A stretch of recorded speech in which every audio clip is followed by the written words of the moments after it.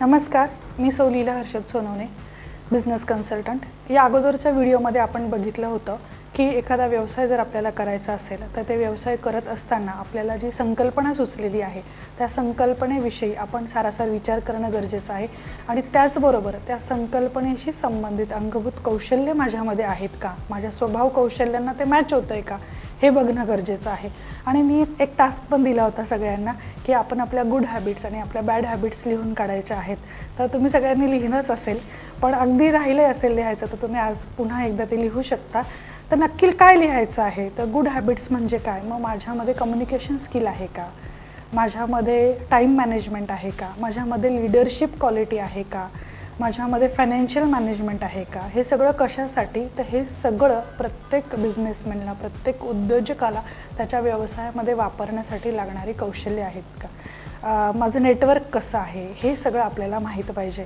तर ह्या सगळ्या गोष्टींचा एकदा आपण अंदाज घेतला की नक्कीच आपण व्यवसायाची जी संकल्पना असेल त्याच्याकडे आपण विश्वासाने जाऊ शकतो. तर आता आपण वळूया, आपली पहिली जी स्टेप आहे की आपली बिझनेसची कन्सेप्ट. ओके, तर आपला बिझनेस कुठल्या टाईपमध्ये जातो आहे हे अगोदर आपण समजून घेणं गरजेचं आहे. बिझनेसचे 2-3 टाईप आहेत. पहिला आहे मॅन्युफॅक्चरिंगमध्ये आपण जातो आहे का, आपण उत्पादक आहोत का. उत्पादक म्हणजे आपण एखादा पदार्थ बनवतोय का, एखादी वस्तू बनवतोय का आणि ती बनवून मग मार्केटमध्ये आणतोय का विकण्यासाठी. तर आपण मॅन्युफॅक्चरिंग कॅटेगरीमध्ये जातोय का हे बघणं गरजेचं आहे. जर आपण मॅन्युफॅक्चरिंगमध्ये नसेल तर मग ट्रेडिंगमध्ये आहोत का, कोणाकडे तरी वस्तू, बनवलेली वस्तू आपण घेतो आहे आणि ती वस्तू विकण्यासाठी आपण आपल्या व्यवसायाला ती घेतो आहे. तर एक मॅन्युफॅक्चरिंग ही एक कॅटेगरी आहे, ट्रेडिंग ही एक कॅटेगरी आहे. याच्यामध्ये अजून एक गोष्ट आहे की प्रोसेसिंग पण काही जण करत असतात.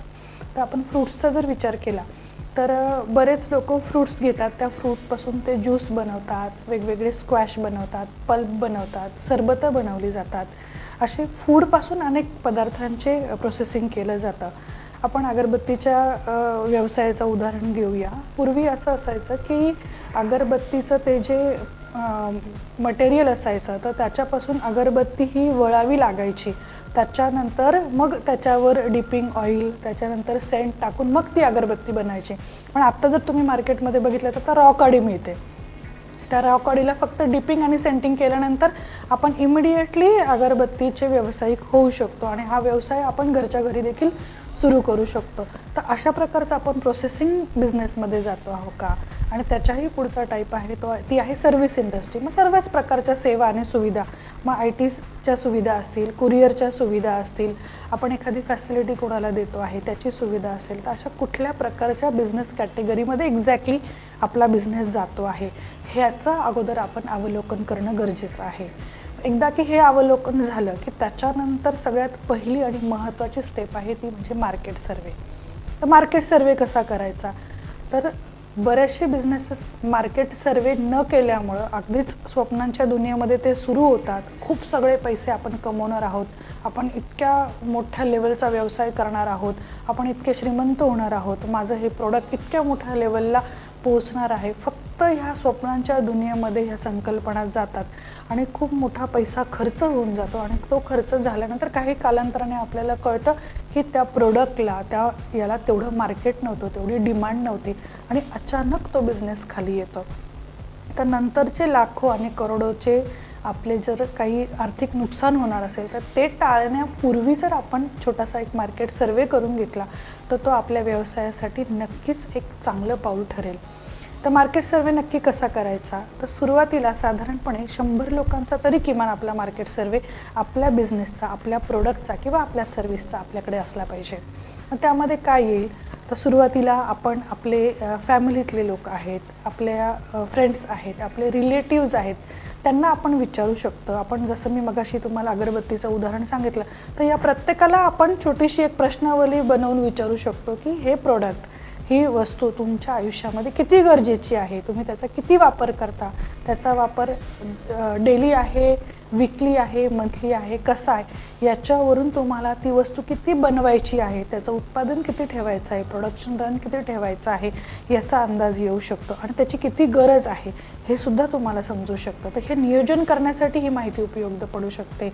दुसरा टाईप आहे, आपण प्रोफेशनल काही रिलेशनशिप बनवलेले असतात, एखाद्या ठिकाणी आपण काम केलेलं असतात, आपले कलिग्स असतात किंवा आपण आपलं एक नेटवर्क असतं, एक सोशल नेटवर्क असतं, जिथं आपण फेसबुक, इन्स्टा किंवा इतर सोशल माध्यमातून आपण जोडले गेलेलो असतो.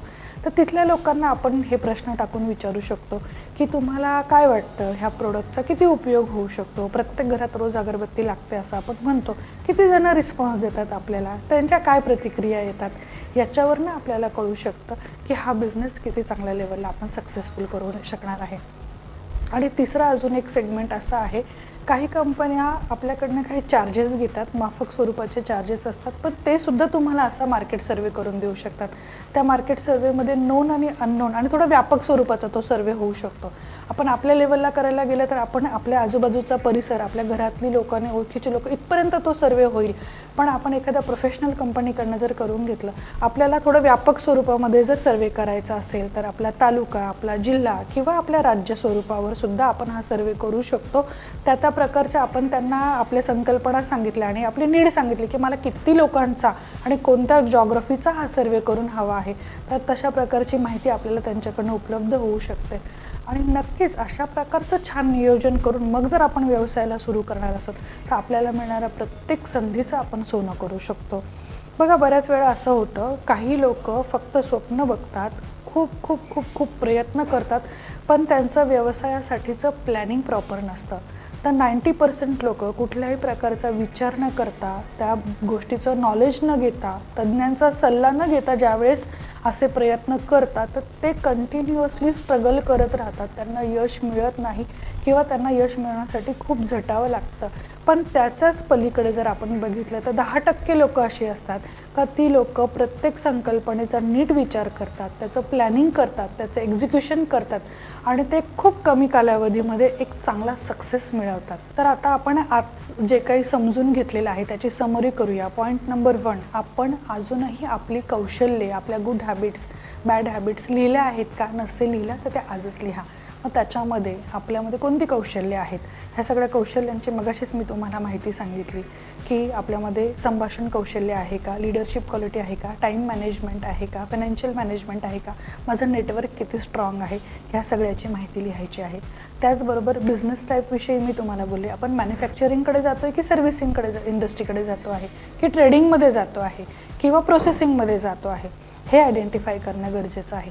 हे केल्यानंतर सगळ्यात महत्त्वाचा आपला व्यवसायाचा आधारस्तंभ म्हणजे मार्केट सर्वे, मार्केट नीड ॲनालिसिस. आपल्या प्रोडक्टची मार्केटला किती गरज आहे, त्याच्यावरून आपल्याला तो व्यवसाय करायचा की नाही करायचा, किंवा तो करायचा असेल तर किती प्रमाणावर तो कसा स्प्रेड करत चालायचा आहे, त्याची गती काय ठरवायची आहे, हे आपण याच्यावरनं ठरवू शकतो. मग मार्केट सर्वेमध्ये पण आपण 3 प्रकार बघितले. अगोदर आपल्या घरातले लोक, आपल्या फॅमिलीतले लोक, आपले फ्रेंड्स, आपले रिलेटिव्ह. दुसऱ्या प्रकारामध्ये बघितलं की आपले प्रोफेशनल कनेक्शन्स, आपले सोशल कनेक्शन्स.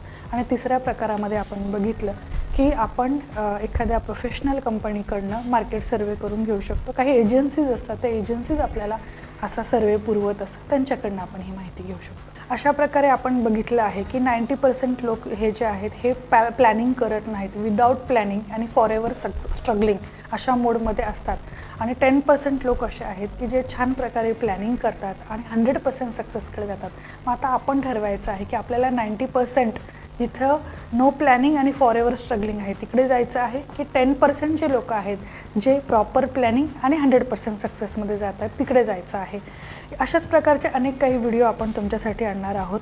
याच्यामध्ये आत्ता आपण फक्त सुरुवातीची संकल्पना आहे ती संकल्पना समजून घेतलेली आहे. मग व्यवसायामध्ये अजून कोणकोणते टप्पे आहेत ते सगळे टप्पे आपण समजून घेणार आहोत. कोणकोणते चॅलेंजेस आपल्याला फेस करावे लागतात, त्या चॅलेंजेस करता काय ट्रिक आहेत, की कसं चांगल्या नियोजनातनं आपण व्यवसाय पुढे नेऊ शकतो, हे सगळं आपण समजून घेणार आहोत. आणि इथून पुढच्या वेगवेगळ्या भागांमध्ये आपण समजून घेणार आहोत की व्यवसाय नुसता सुरू करायचा नसतो, तर त्याचे सगळे जे वेगवेगळे टप्पे आहेत त्या प्रत्येक टप्प्यावर आपल्याला काही चॅलेंजेस फेस करायचे असतात, काही प्लॅनिंग करायचे असतात, काही वेळा आपण आपलीही ताकद लावायची असते, काही वेळा क्रिटिकल सिच्युएशन आलं तर त्या क्रिटिकल सिच्युएशन पण आपल्याला हँडल करायचे असतात. एखादं प्रेशर असेल ते प्रेशर पण आपल्याला हँडल करायचं असतं. आपल्याला आपल्या टीमला आपल्या पॉझिटिव्ह अप्रोचने ताकद द्यायची असते.